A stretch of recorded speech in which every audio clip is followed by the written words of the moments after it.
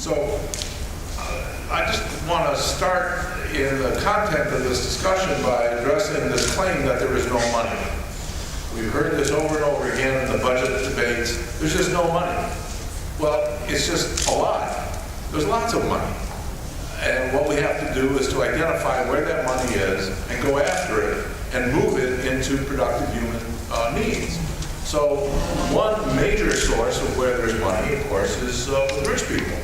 The wealth and the incomes that are going to the top 1%, the top 2%, the people who are making $500,000 or more is just incredible, and we need to grab some of that and use it for social purposes, because they may think that they got rich on their own, but they got rich in a society which provides them all kinds of resources through the labor force and through infrastructure and every other kind of way, so that they have a social responsibility for the wealth that they have gotten, and we need to assert that and make that claim and go get that.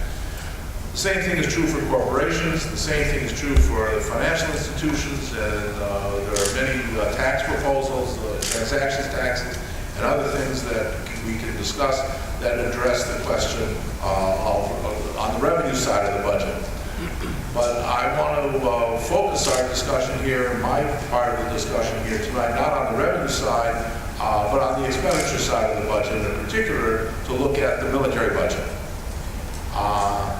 If you look at the overall federal budget, it's divided into two pieces. There's the so-called discretionary budget, which are items that have to be voted on every year by Congress to allocate them to allocate the money.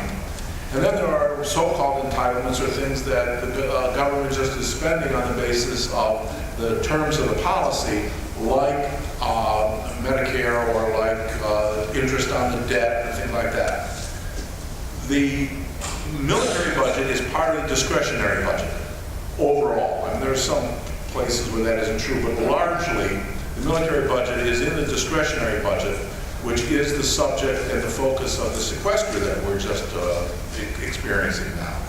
Within that discretionary budget, the military takes up about 57%. Way more than half of all the discretionary spending goes to the military. The other 43% goes to the State Department, to the Labor Department, to Interior and the park systems, not just to social safety net programs, but to everything else that the government does.